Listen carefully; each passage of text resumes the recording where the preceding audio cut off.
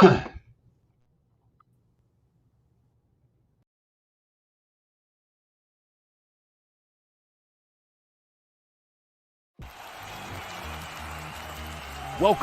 to the Real Estate Reserve Podcast with your hosts, Jason Balin and Ian Horowitz.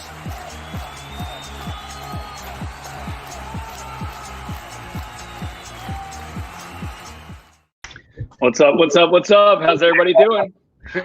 Oh, man. You love that intro, don't you? Dude, it gets you pumped, man, the music. I also like a lot of EDM music, sweet beats. It kind of just gets me in the mood. When I'm honestly though, like when I'm grinding on like mind-numbing stuff, like, setting up reconciling accounts or, transactional type work, I literally put on EDM music and it just gets me in the, I don't know, it's just like the beat, it just gets you going. Yeah, I got you. When I was used to doing a lot of like website stuff and stuff that you can put headphones on and just jam to music, I was like that as well. Doing real estate deals and staying focused and looking at stuff and being on the phone, not so much. So welcome everyone to the Real Estate Reserve podcast. Today is April 23rd. If this is the first time you've ever hopped on, you will realize that we timestamp everything that we do. We pretty much have been going live every day for the past 35 days since all of this weirdness, let's just call it, this weirdness has happened. We want to bring everybody up to date with what's going on in the local real estate community. Over the past few weeks, we brought in real estate agents, real estate investors, other real estate pros and service providers to help everybody with what's going on. It's very interesting. Real estate as a whole is still up and running. It seems that everybody's very optimistic. Now everybody's still cautious, but at the same time optimistic. We're going to introduce you to a buddy of ours, Chris Kershisnik, in very, very, very momentarily. And we're going to get some insight related to what he's seen. We talked to him for a second ahead of time, and he's been extremely busy. And it just seems like everybody in real estate right now has been extremely busy. And it's interesting. Yeah. No, and the biggest thing, like you were saying, is that, realtors get to see the ins and outs. I apologize. I was doing all the group shares. They see the ins and outs of everything, right? And I think the only way to find out what's going on, let's bring Chris in now and give it to us. Let's hear what he's saying. Chris Kershisnik, what's going on? Good to see everybody. How you doing, guys? What's up, Chris? We're doing great. So why don't we just start off? Why don't you just give everybody a quick background about yourself? We'll start with that. A quick background about yourself, and then maybe what you are currently seeing / experiencing right now. Thanks for having me on. So I've been a realtor since 2003, and funny story, I met Jason through real estate when we were first at our office together, which we got our buddy Brett put up some old business cards, which were great, but that's another story. But been going since 2003. We went through the first big crash in 07, 08. And right now we've steadily done, for the past 5-6 years, I've done 30 transactions plus 10, 12, 15 million in that area. And it's just been, kind of a solo project. And this year I had a good transaction coordinator. We've got a part-time buyer's agent, 44 transactions. I think I closed 15 million. Wow. So it was a good 2019. It looked like it's 2020 was starting out well too. And then we kind of had this happen, which kind of made everybody apprehensive. Sure. Yeah. I mean, impressive for one-man operation. As long as I've known you since 03, you've always been a one-man operation. And I'm guessing that's kind of what meets your mold, meets kind of you the most. What are some things that you've had to kind of adapt to? And I know you mentioned earlier that things were actually really, really good and strong inside your business right now. Yeah. And a lot of people, are they mostly buyers or sellers currently right now? And, what are some of the things that you've been doing to adapt with some of the rules, regulations, consumer confidence with either not get uncomfortable going inside houses, things like that? So here's a little secret. Like I just got back yesterday into town. I've been at my parents' ranch with my family for the past almost 5 weeks. So when this happened, like when it started really happening, I said, are we going to shelter in place in my yard and in my house, or am I going to go out to my folks' ranch, and are we going to ride 4-wheelers and hang out and basically come and go as we please? So 5 weeks ago, we drove out to my parents' house in North Dakota. And we've been out there, and I've been conducting business out there ever since. I've had a couple partners in the office that have handled business for me, and like they've handled showings and inspections and stuff, but it's been business as usual.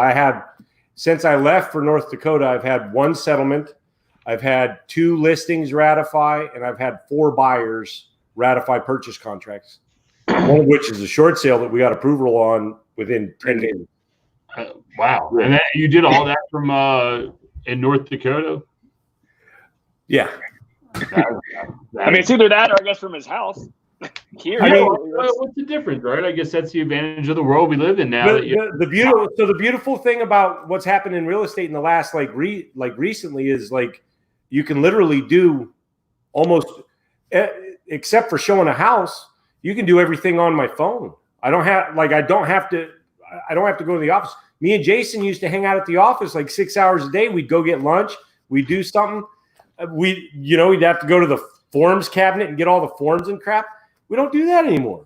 With COVID, I don't even got to turn in earnest money deposit checks or settlement checks. You don't go to settlement. You do the final walkthrough, you show the house, you arrange your home inspection, you arrange the appraisal. You do everything remotely, like literally everything. So all right. You don't have as much window time. You got to have a little more screen time with your clients and a little more phone time, but it's great. So you said you got a new listing while you were out in North Dakota. Did I hear that right? Well, yeah, 2. We rushed to get it on the market. It's a little condo in Frederick, a ground floor unit that we had. I put it on the market on a Friday, and I had offers Friday night. And then when I changed the status, people were calling me on Monday, like almost giving me a hard time that we weren't on the market long enough. Really? Well, why do you think real estate's selling so quickly right now? Right now? Any idea? Just right now, just in general. So I like to everybody asks because it's getting to be that time, and with the economic factors and this happening, they're like, what about a real estate correction? So in my mind, like Jason, you and I, we lived through that last real estate correction. And I remember distinctly, even though I was like, I don't know, 25 years old or something, you could get people approved on $700,000 mortgages that were working at Applebee's. I mean, it was, just the irresponsibility. You could tell we were drinking cheap liquor, and we were due for a hangover. And when that train stopped, it was done. And now, like, you look at everything now, the lending guidelines for normal mortgages are pretty, they're not what they were. They may be a little bit relaxed from the apex of Frank Dodd, but it's responsible lending, in my opinion, or more responsible than it was when the crash happened. And we've got employment up to wazoo in the area. Like, we're never going to have a problem so long as the federal government and companies like Amazon are putting offices here. Yeah, no, that makes a lot of sense. Plus, we got low interest rates right now. Yeah, it's favorable conditions all around. Yeah, and that we've heard that common theme. We interviewed Tim Kaine the other day, who's a DC, Northern Virginia type guy, and he said he's had the same type of movement. So it's interesting to hear that, everybody is seeing somewhat similar. Actually, I had a guy at work the other day ask me, is now a good time to buy? Well, I guess the ultimate question, is it right for you, right? Interest rates are good. Is there going to be this massive correction? Who knows? But, in the end, you need a place to live, right? So, and we've, and I've shared this story with a bunch of people. We put a property on the market, one of our rental properties that we turned over and put some money into, and we wanted to sell it a week before all this happened. And we're like, yeah, I mean, whatever. If this all goes down, so be it. And, a week later, after all this happened, there were still showings and someone paid above market for it, Yeah.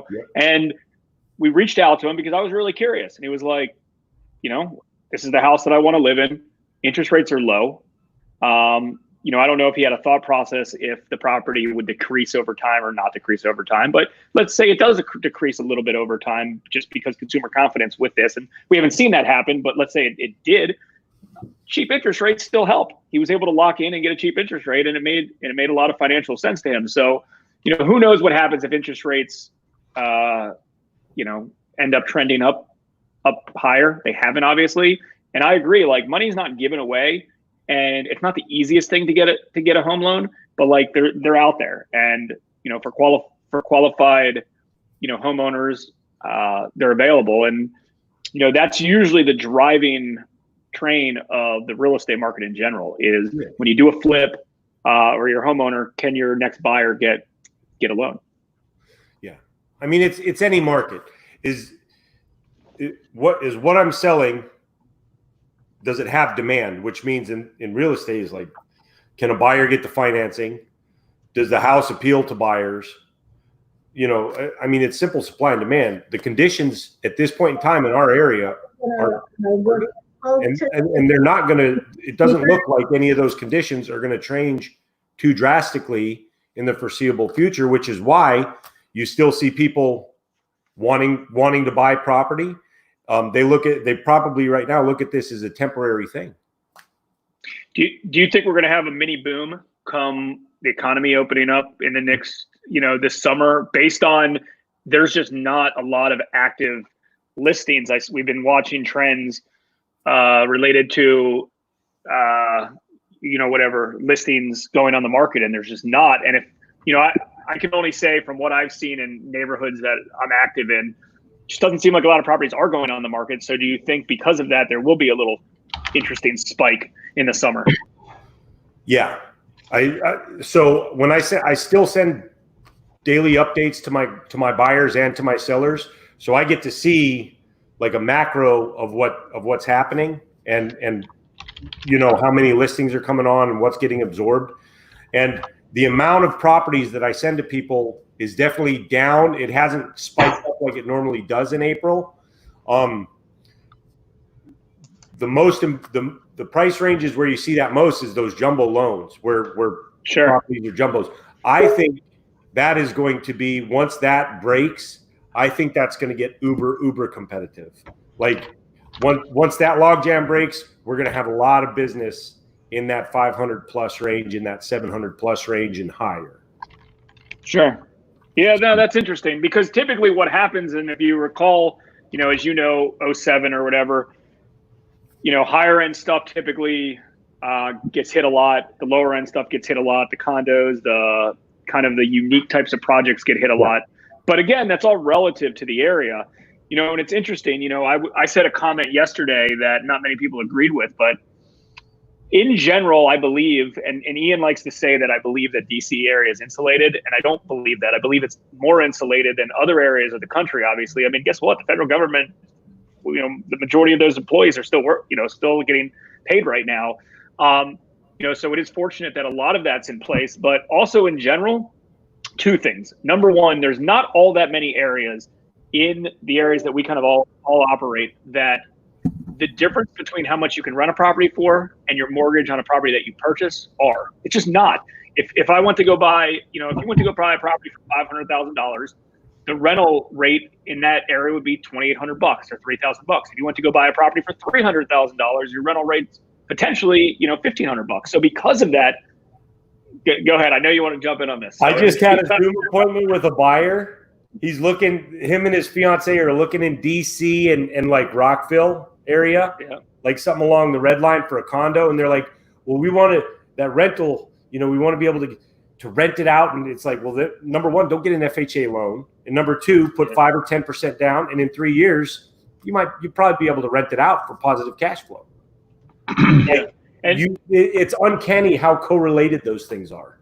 It's correlated. And that's why it's not like stuff's just going to depreciate so much that, a $400,000 house you're going to pick up for $100,000. I feel like real estate investors believe that, hey, licking our chops, like the time's going to come. And I do believe that there's going to be a lot more, right now, as we know, there's just not enough pain to sellers in the marketplace. There just isn't. We've been tracking what happened on April 1st related to, mortgage payments that come in or rental, tenants paying their rents. And most across the board, at least locally, have been okay on that. Now, May 1st is a different story, and then who knows what happens into June. So I'm not stating that that's going to be always like that. But in general, there's only so low that stuff like this is going to happen. And, the other thing we were talking about yesterday that Vernon Vaughn laughed at me about, Ian, was I truly believe that DC in general, DC is expensive, but it's not unreasonable, like crazy irrational, I should say, compared to other areas of the country. I mean, Columbia Heights, listen, I've seen Columbia Heights double or triple in value over the last 10 or 13, 15 years since we've been lending, and other areas as well. But, there's other parts of the country, New York, San Francisco, areas like that, go ahead. No, I was just going to say, yeah, absolutely. New York, San Fran, and, like your underlying theme of like even Philadelphia, where I grew up, just watching that place blow up. Like I can't, like going down the city and just seeing everything that's going on there. It's absolutely crazy. But, people say the same thing to me. When's the discounts? When the discounts? Look, taxes, you still got to pay your taxes. You still got to pay your water. You still got to pay your electric. You still got all these things coming in that miraculously, like you're saying, is prices just aren't going to diminish overnight. And if they do, there's a lot of other things that need to be offset. And now you have a financial crisis. I'm sorry, I didn't mean to derail you, but I agree with you that comparatively speaking to Baltimore, DC is insanely expensive. But DC, even compared to Nova, right? Like Nova's even more expensive than DC. But then you go up the road to where Chris is in Frederick, comparatively speaking, for what you get are two totally different things. So the beauty about like what I really like is I have a distinct client base in Frederick. Yeah. I have a distinct client base in Montgomery County. I have a distinct client base in Nova. Like I have 3 or 4 regions that I just service clients in, and they're all very different. But I can tell you right now, Nova's very, very competitive. Like you need to get in properties ASAP and you need to get an offer in as soon as you can. But most properties in Frederick are the same way. It's been blowing up. Tyson's Corner. You see and then you come out to West Virginia, the prices are more affordable, and things are more affordable the further away from the Beltway you get. But it's affordable housing. Interest rates are low, conditions are favorable, and people don't want to rent. Yeah. And also, like, we can use the word supply and demand in so many different ways. And, I remember growing up in Rockville, Montgomery County, and like we didn't even really know where Frederick was back then. And then all of a sudden someone moves to Frederick because they could buy the exact same style house for $100,000 cheaper. But again, let's call that 20% cheaper. I don't know, whatever it is. But then again, if they're commuted to the city to work somewhere, government job, and they commute to the city, all of a sudden, instead of having a 20-minute ride, it's an hour ride. And, now from Rockville to the city, obviously it's over an hour, even on Metro, like it's a disaster. Don't get me wrong. But just in general, that's how it works. You're in the core and then you kind of expand outwards, and then you have obviously like good pockets, here, and then a good pocket here. But again, it has to do with supply and demand for jobs. I mean, on your end, it doesnent matter. I mean, for Chris, what you're trying to accomplish, it doesn't matter if you're in the heart of the city, if you're in West Virginia, if you're in Frederick, or in Baltimore. It doesn't matter your type of line of work, but the masses, are impacted a lot. Obviously, a lot more than that. So, no, I mean, go ahead. I was just gonna ask a question to that exact point. Is Chris, how do you handle your marketing or your message? The difference. There's a lot of messages that are being changed currently with the pandemic, but forget the pandemic. That's a whole nother thing going on. But how do you change your messages between who you market to in Frederick and Nova and West Virginia? Do you have different conversations? You're saying you have different clientele. Is there a way that you navigate that? Is there something that you can tell real estate investors, hey, or whoever, like, how do you match that message to your client? So primarily I work by referral. Right. I don't market for clients. I get referrals, and that's all I really do. And that's been enough to feed my family, and I'm pretty happy with that. So I am more of an advisor to people. So take, for instance, I got a buddy who's really well known, helped him buy a condo, I think 2 or 3 years ago. And like it was a diamond in a gold, like it was a diamond. It was perfect. We bought it undervalued. It needed very little work. And that particular neighborhood was just stagnant for the time we were in. And I think he made $60,000 just going off the comps in 2 years on a condo. And it's in the Ketlands. Like, wow. For those of you who know the Ketlands, like it wasn't a terribly undervalued. We just found a diamond in a gold. Like, it was perfect. So nice. You look for those little opportunities. You look for undervalued developments, little pockets. Take for instance, like the Mosaic District. Kind of look around the Mosaic District to see, like, if I'm looking for an investor, I'll look for something on the border of that Mosaic District to see if there's any discrepancies, or if there's any hidden gems. Ashburn properties right now, all the stuff going up in Ashburn, there's a lot of deals in there. So yeah, that place is blown up, right? That Chris. Sorry. Let me go through a few of these real quick, and then I've got 2 pertinent questions for you. Jimmy, what's going on? Hope you're well. First time here, Kenneth. What's up, Kenneth? William, I think we somewhat answered this related to a lot of the government workers continuing to get paid. Do you think that helps insulate the DC area when all this is done? Yeah, I think in general, the DC area stays a little bit more insulated, especially in the median housing price areas and the affordable areas. We are all parasites on the federal government's udder. Yes, we are. We're all benefiting from that. Okay. There's one other thing I was going to say. Oh, and the other thing related to it, you can take the word insulated out of it. I think in general, the median housing price neighborhoods are the ones that, stay the strongest. I just do. That's where, the reason it's called median is because that's where, average household income is going to be and can afford. So I think areas like those, there's always, good amount of supply and a good amount of demand. Chris, so what kind of advice could you give agents that are maybe having a difficult time right now? Because not all agents have an established business. Some of them, are kind of jammed up with, especially, and there's some agents in some areas that can't even do business because real estate's not essential in some areas. Yeah, exactly. In Pennsylvania, like, what kind of advice would you give some agents right now that are just either have downtime or what? I don't know. You always can cultivate your database. So even in times like this, like if you can't leave the house, you can text or you can call. For God forbid you call an employee or someone from your database. Like, God forbid, like, pick up the phone, call some of your friends, and check in on them. Like, just see how you're doing. Is everything okay? Oh, I'm doing fine. I really don't have anything to do.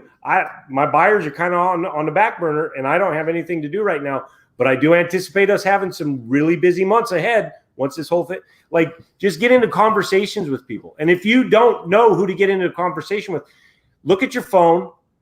Take the 10 people in your phone that are that you would consider most likely to give you a referral or to refer somebody who's looking to buy or sell. Find those 10 people. Call them this week. You could probably do it in one day, but call them this week.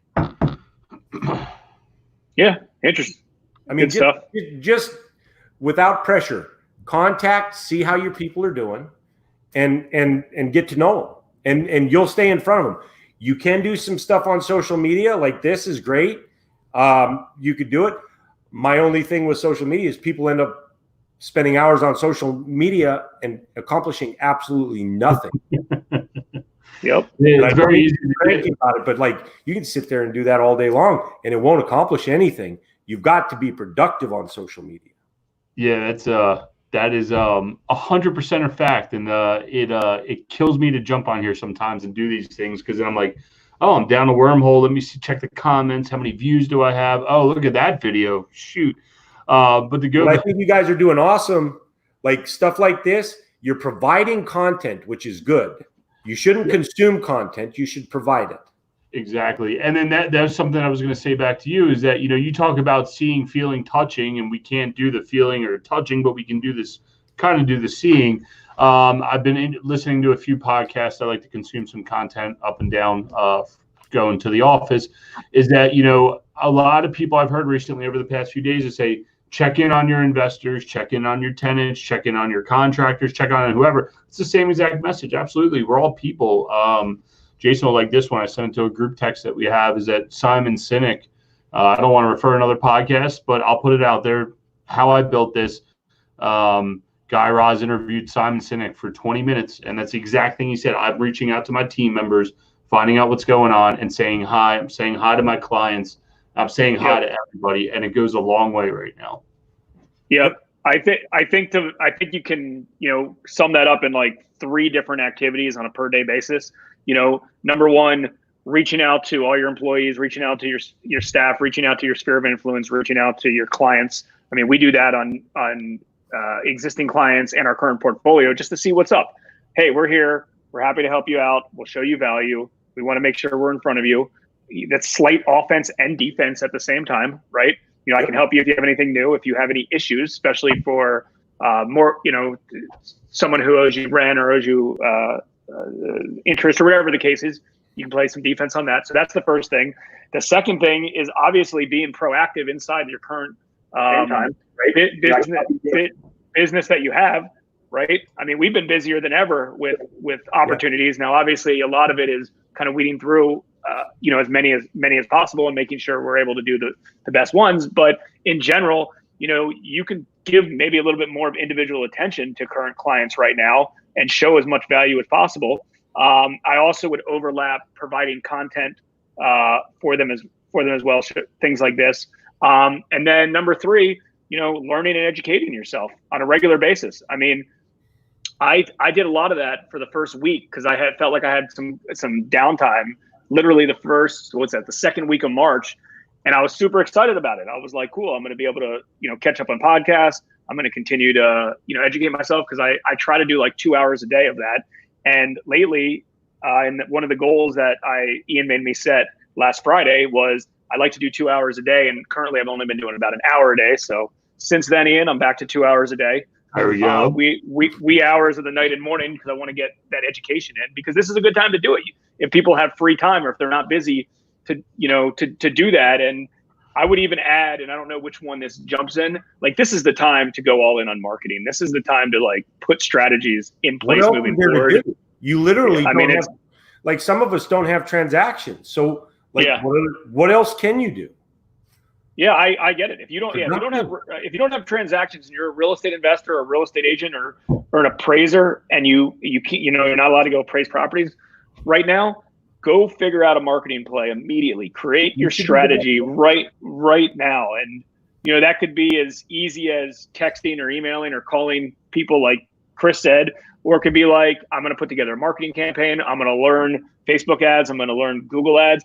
Right now, Google ads, Facebook ads have gotten significantly cheaper, and a lot of people are not on there. I've been searching some very big keywords that I've spent a lot of money over the last 15 years on, and they are pretty darn cheap with very little competition right now on all of the platforms. So, a quote that Gary Vee said, and something I watched 3 weeks ago, is he was challenging these huge CEOs of these major companies that are either shut down or have more free time to learn these platforms themselves. Because he says this is such a, this is when, this is the time that most people have never had in their life, depending on what business you're in, to go and spend time on important aspects that you don't even know how they operate.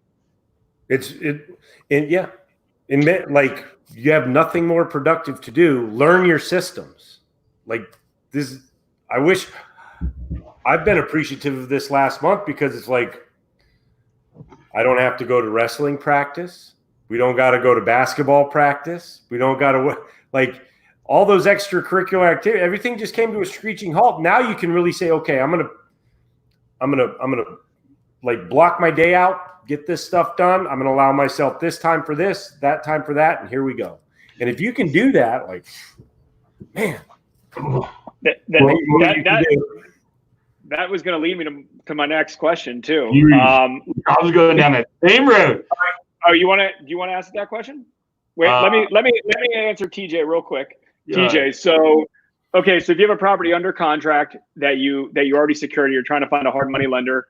Well, if you're in the local area where we are, Maryland, Virginia, or DC, and then we have an office in Philly, New Jersey, and Delaware, feel free to just email me at jason@hardmoneybankers.com, and I'm happy to help. A few other key ways to find hard money lenders throughout the country. You could search on obviously Google for them. Right now there's a lot less lenders out there, so the real ones are still going to be spending money on Google AdWords, which like we are every day. So if they're not lending, they're probably not going to be spending the high click rates. So go there. Go to reiclub.com. That's another option, and go under the classified sections under hard money lenders, and there's some good ones there. And when meetup groups and real estate investment association groups are back online and back in business, going to a lot of those networking groups is a good way to do it. But if you have any questions related to that, just shoot me an email, jason@hardmoneybankers.com, and if it's I might have a referral for you if you're looking for somebody outside this area. And TJ, more importantly, we're about to learn how you manage 8 kids, because Chris, I don't know how you do it. If I'm reading this correctly, it says so it's 9. I didn't know it was 8. I forgot. See, this is Chris. Your website. I counted 8. I counted 8 kids on the most recent picture that you had on your website. I know, and I wasn't sure. Baby's 2 months old. Like, we haven't done the family pictures because of COVID or something. I know. I wasn't. You got 9 kids? Yeah. Dude, I can't, let alone afford it. I can't handle it. My God. So part of the year. reason I've been a solo operation, and I'm just happy to do, like, I don't need to be a mega, like, I don't need to do 200 transactions a year. I want to do enough transactions to feed my family, because my time is, I got to take care of it. I got to help my wife keep this whole thing keep everybody on board. And that is a lot of effort. So right, you got to drive the bus to and from school. You got to take the tractor trailer to we do have a 15-passenger Ford Transit.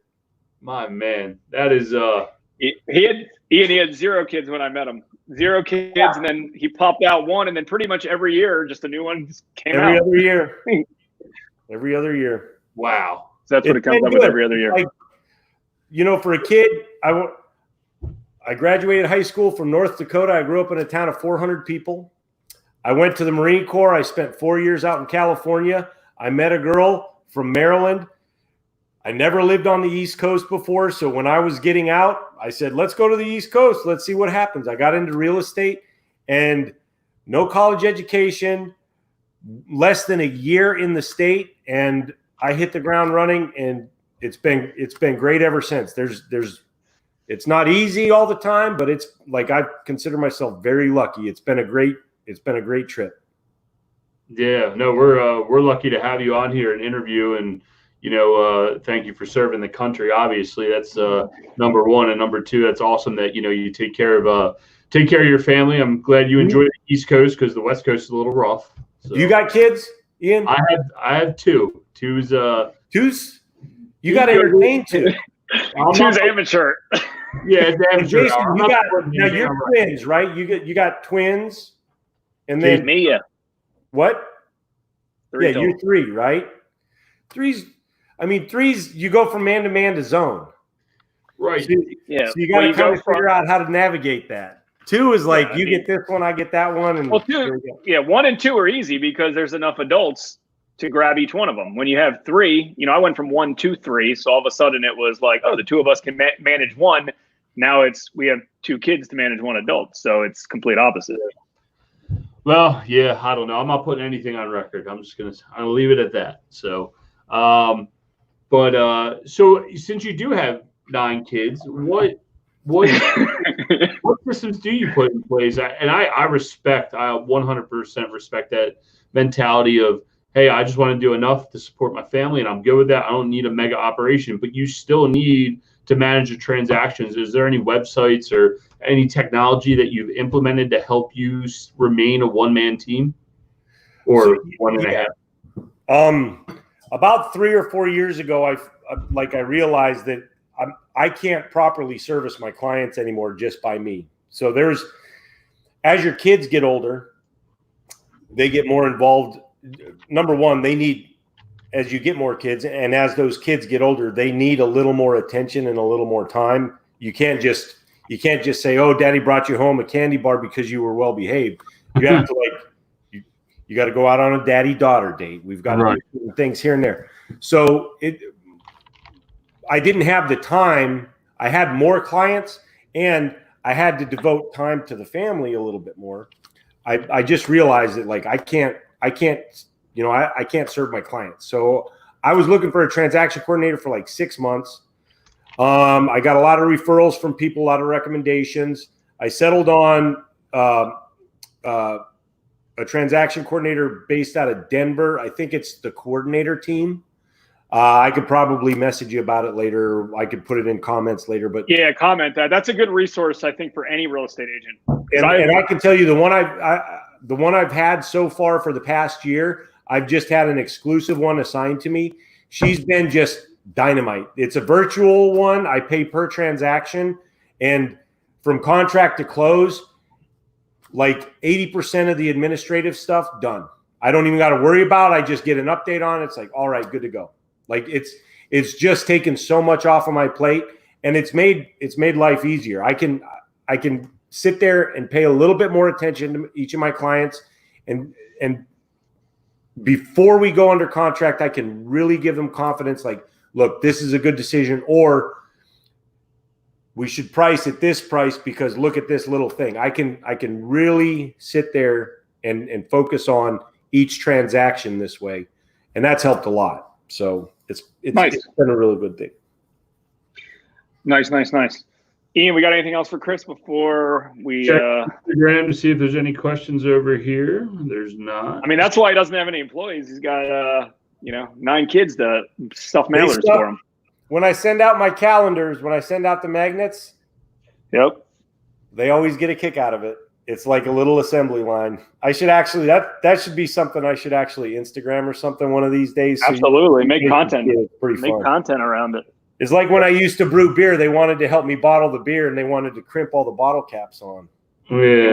They wanted to taste all the flavors. Yeah. You have samples. Well, the good news is he's building this business from the ground up, and in no time flat, he'll have 9 agents under him, right? So, my 16-year-old daughter, one of the first things she's going to do when she turns 18 is get her license. Yeah, I think that's an awesome piece of advice. Everyone's going, we can have the great college debate later, but I think that's an awesome piece of advice, something always to fall back on. A friend of mine, something similar. His daughter was going to go to college, and she said, "No, I want to go get my cosmetology license, and then if I can do college, I'm going to do it on my own. I just want to have that to fall back on." So I think that's anyone that's young out there listening, that's a great piece of advice. It's something you can always fall back on. Yeah. So, Chris, man, we thank you for jumping on here. I know you're road tripping back to North Dakota to retrieve the family here next week. So have safe travels. You leave us with anything. What's that? Is this the first time you've been home by yourself in 15 years? I can't remember. I think I've spent a couple of days by myself, but hey, here. God, you two probably aren't the right person to ask this, but so my business partner Chris hit me and our buddy Glenn up last night with this question, and I'm going to ask you guys this question. Let me just find the question real quick. I think it was. Hold on one sec. Hold on. What was the last restaurant you sat down at and when? Oh my God. It was Primanti Brothers. What day? It was in West Virginia. We were coming back from Junior State Wrestling in West Virginia, and we stopped at Primanti Brothers on the way home with some of our team. So that was like the first weekend in March? First week in March. First week in March. Ian, do you know yours? I couldn't even tell you, man. Isn't that sad? I'm trying to rack my brain. I can't. I can't. So I didn't know, but I had to look on my calendar to see, where I was in early March. And, I was at a soccer tournament in Richmond with my son, and we had a team dinner on Saturday, March 7th. That was the last one. Wow. I think it was March 8th. We were supposed to have our league Monday finals the next weekend. And like on Wednesday, everything hit the fan. They canceled March Madness. They canceled the NCAA wrestling tournament. And it was just like everybody was going through meltdowns. So like that was an abrupt halt, but it's been okay. It's been good. Yeah, we'll be back online here shortly. Yep. So, yep. But yeah, Chris, if you want to leave us with anything, any last comments or thoughts and how people can get a hold of you or where they can find you, and when you head back to North Dakota, thank you for producing a great quarterback out there in North Dakota State. Carson Wentz. Yeah, man. But where can we find you online? And do you have any final thoughts for us?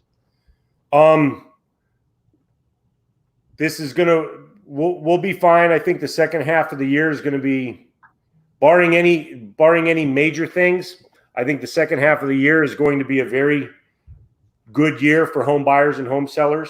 If you want to get a hold of me, call me at 240-426-9520. You can look up the Kershisnik group on Facebook, Kershisnik, the Kershisnik group. Maybe I'll leave a comment. Probably best if I just leave a link. But comment that below. And we service Maryland from Baltimore out to Hagerstown, down into Low Montgomery County and PG County, all the way out to Annapolis. I serve a lot of Northern Virginia, all the way down to Quantico. I got some Marine buddies down there, and I'm out in West Virginia, in Winchester, in Martinsburg, all the way out to Hagerstown. So 70 corridor, 270 corridor, 95 corridor, and 81 corridor, we can take care of you. So I'd be happy to help anybody who's interested. Nice. Hit them up. Yeah, big footprint. All right, Chris, we certainly appreciate it. Yeah, we certainly appreciate it, and we'll be in touch. Stay safe, stay healthy. Great job, guys. Thanks for all you do. See you. Thank you. Later. Yeah, man, some good stuff. I like 9 kids, man. Wow. I know 2. Yeah, I know 2 people with 9 kids, and he's one of them. He's the only 40-year-old I know with 9 kids. Oh the other people are older. No, but good stuff. I love bringing real estate agents on because they all have their own passion in kind of what they do in their markets and the way their business is set up. And the beauty of real estate investing and real estate, being a real estate agent or in general, is you can, success is very different for every single person. And I do agree with Chris's model a lot more, for better or worse. I'm not saying it's the right model, but I do agree a lot with his model of, I want to keep something that I can handle internally, I can control. It doesn't get out of whack. I can give good customer service to the right amount of clients. It'll spit out the amount of income that I'm comfortable with. And I don't have to absolutely kill myself. And there's a beauty. And listen, it's a lot easier said than done of working by referral. Obviously, like that doesn't just happen overnight. And most people have to market and generate business. And I can attest that he used to market at the beginning. He did when he didn't have a huge sphere of influence locally, but he had just, when I met him, he had just moved out here, and recently, so he didn't have a huge sphere of influence to go after, but he hit up people, he did the BNI groups, and did direct mail and did whatever he could. And then after he got to that place, and that's a good thing to be in eventually, is you get yourself in a good position, and then moving forward, your inner circle refers you deals. It makes it easier. But I like his business model. I mean, there's an argument that you want to be a gigantic, agent, Craig Northrup style agent, where you're just involved in so many transactions and have a huge team and you have this, and it's just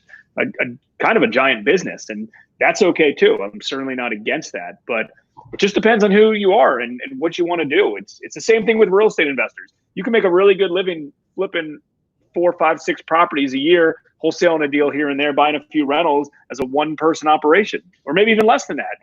Or you can go out and, do 100.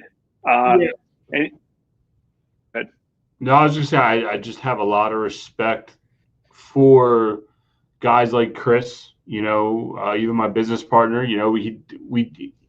I think I finally come to the realization, that you don't need to be this massive cog that just goes and goes and goes, or whatever, the massive machine that just produces cogs, right? Like, there is something to be said.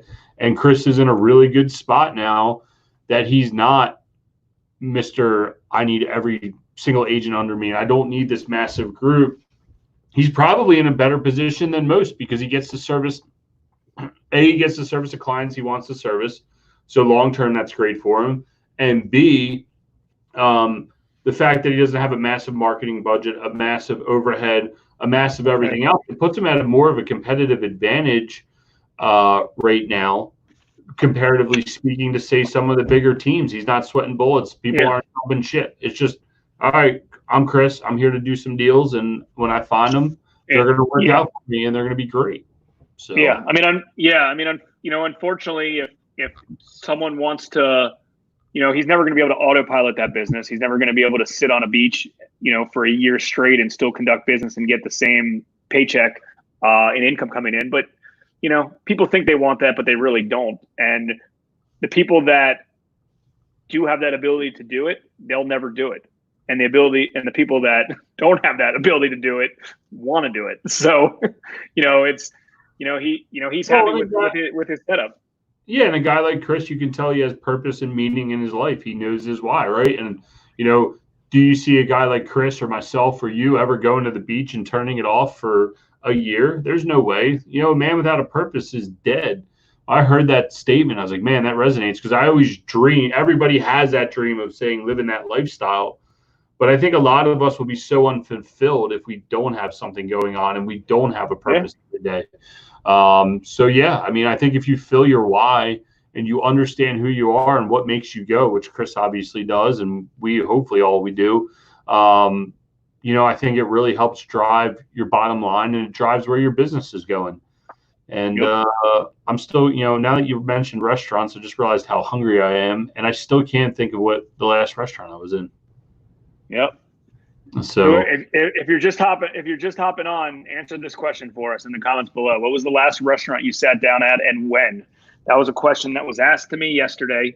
I did not know what the answer was off the top of my head, which is sad, and everyone thinks it's sad. And then I had to look on my calendar, and I realized it was on March 7th. Yeah. And, that's crazy when you think about it, man. Just how everything's interconnected and where real estate and how everything's all related. There is good news coming out of South Carolina. It sounds like they're opening up. Sounds like Georgia's opening up. Sounds like Texas is making the push. I watched the Las Vegas mayor push back against what's his name, Anderson Cooper. She was going at him hard, talking about trying to get Vegas open. So I know people are chomping at the bit. Senators, governors, everybody's trying to do their thing and do their part. And the question is, how can we all capitalize on it, or how can we sustain our business, or more importantly, how can you stop your business from shutting down if you're in that position? So hopefully there's a light at the end of the tunnel, and we're almost there. And we'll see. Let me go through these few quick things, and then we'll give everybody a teaser of what's happening tomorrow. Fair enough. Let's go. William, February, so you didn't even go out to eat in March. Okay, not bad. William, last one was February in Texas Roadhouse. I like it. You also sent Chris's Facebook page, so thank you for that. If anyone wants to get a hold of Chris Kershisnik. And then TJ's follow-up question was, when you come to a hard money lender, should all my figures be figured out related to my rehab team, being a figure with each contractor? So what I would suggest is having a solid estimate in place. It doesn't have to be perfect, but you should know. I wouldn't reach out to a hard money lender without looking the property ahead of time. Obviously, on the front end, you might want to reach out to the lender and ask them what their requirements are or what their appetite is. That's a good thing, because if somebody tells you they can only lend 50 or 60 or 65% of the after repair value, and you need to put down whatever 10%, 20%, 30%. Like, make sure you have that in play. You don't want to waste your time if it's not going to work anyways. But after that's in play and you think you can work based on their parameters, then certainly take a look at the property, and you don't have to have the contractor bid buttoned up perfectly, but you should have an estimate. Because if you don't have an estimate what you think the construction costs are, to be honest, you're not even going to know how much to buy the property for, because that has such a big impact on it. So the construction numbers are huge. And as you get more experience, and as you are inside more properties, and you can eyeball it a little bit better, maybe not perfectly, but you can be like, you know what, based on this, I think I'm going to need this, and this is going to cost me $50,000, give or take. And then you can go off that number until you really nail it with the contractor and figure out exactly what the numbers are going to be at. And I'll comment from the other side, because Jason's a lender. But if you're new to the game and you don't have much information on what you think it should cost, I'll give you a little tip here, and I don't want to waste Jason's time, but what I would do if I were you is I would call the lender and say, hey, man, I'm looking at this deal. What do you think you would lend on it? And they're, sure, just to say, look, I'm super green. And they're going to start to give you an idea of what they're going to lend on it. And that should give you a relative idea of what your budget should be. Because if they're not going to lend that amount that you're thinking what it should cost, it's probably not a good deal. Yes, now times are probably a little more strict and a little less LTVs and stuff like that. However, in the grand scheme of things, you should have a good idea of how to back those numbers out. And then if your contractor's telling you $100,000, lender's only willing to lend you $50,000, somewhere between 50 and 60, your contractor's off.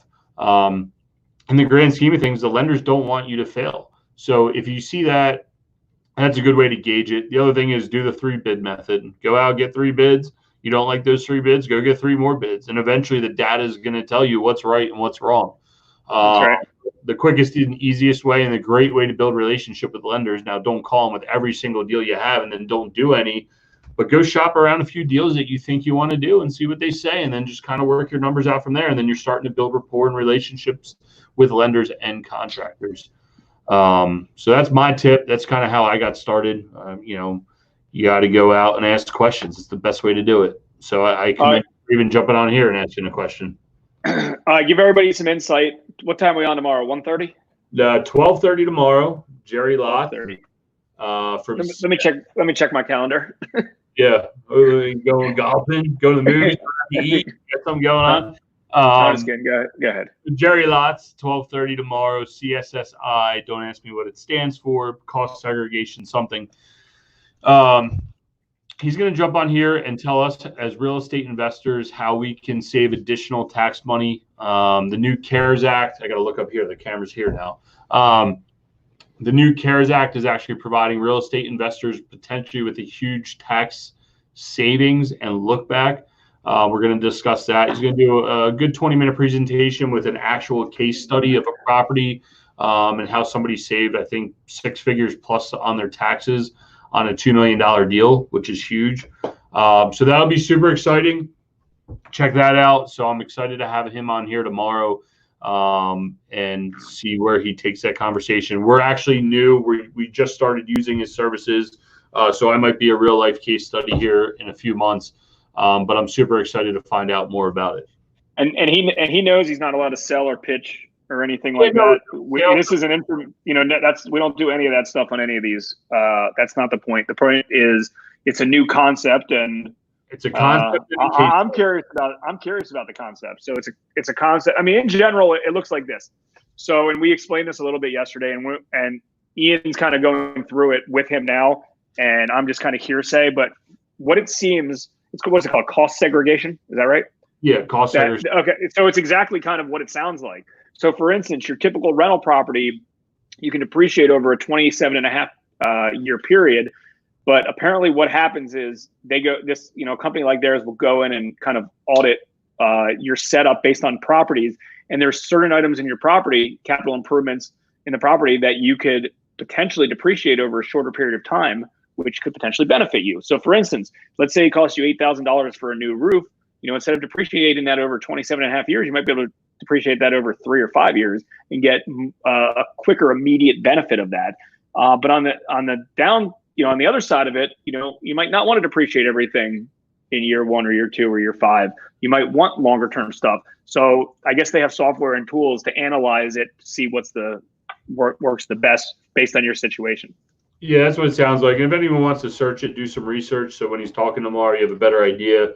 It's also either called cost segregation studies or bonus depreciation has been the new hot button word out recently.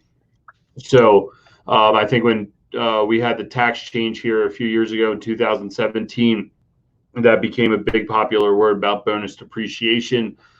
So we're going to learn how it all works. And like I said, we're a real life case study. We're not selling, we're not pitching, neither is he. He's literally just giving us real life data, a concept and a case study of how it works. And hopefully you can apply it to your business or save it in your toolbox for a day that you can use it. So with that being said, I got nothing. I think the draft's on tonight.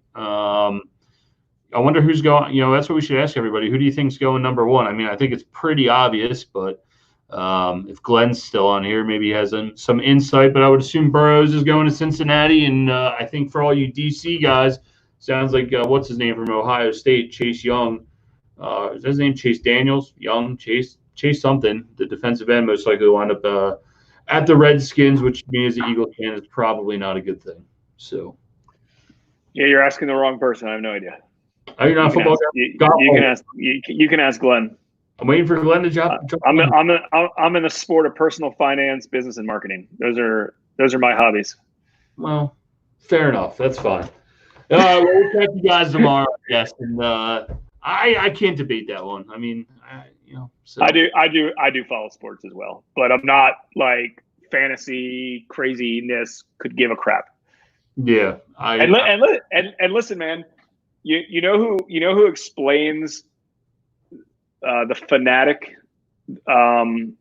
What's the word? Let me think of a good way to describe this. Remember we saw Tony Robbins speak? Yeah.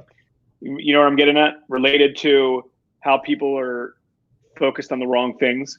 Mm-hmm. How there's a lot of big wins that we all have in our life, in our personal lives or in business, our careers, whatever the case is, and it's great. Like you win a big deal, right? And all of a sudden, you're happy. And you're like, cool, hey, let's celebrate, whatever, and you're happy. And that's like, you think back and that's like the best time that the best accomplishment that you ever had, right? And then he used an example of like, think about when, and he said this 2 years ago when we saw him. He's like, think about, because you got up on your freaking chair and said, fly, Eagles, fly. Think about when your sports team wins. You freaking go freaking crazy. Screaming, yelling, drinking, freaking gallivanting around town, doing all the craziness to a team where you have no relationship to. You've never met a player. You don't even know if some of these people are good people. You have zero, it has nothing to do with you. And you're on 10 over here instead of and you're on 1 over here when you have a huge personal win. You go out and you lose 30 pounds. It's like, yeah. And then it's over. But then your team wins and all of a sudden you're all the way up here. So I don't know. That concept was very interesting to me, and it's true. It's 100% true. I don't think enough of it. I think with a time like this, is that now is a time for people to stop and celebrate their wins or look at their losses and really take a look inside. That, or you just need to have 6 more kids and you'll have your own your own fan base. So. No, but I don't even know what that means. But okay, go ahead. Chris, he's got 9 kids. He's got a whole fan center. So I just can't get over this. I'll probably be talking about it again tomorrow. I'm gonna ask Jerry how many kids he has. That should be our first interview question for everybody. Yeah, everybody. Oh, you don't have 9 kids? You can't be on this thing. So, like, how dare you? Yeah. So anyway, but all right. I guess we'll catch you tomorrow, and see you then. 12:30. All right, 12:30. We're gonna try to pump this up a little bit. Share this with any of your friends tomorrow that own rental properties, because the topic we're talking tomorrow is going to be very, very interesting. Catch you guys later. Thanks for tuning in to the Real Estate Reserve podcast. Do us a favor and like, comment, and share our broadcast. It helps the algorithm and helps us spread the word too. Till next time,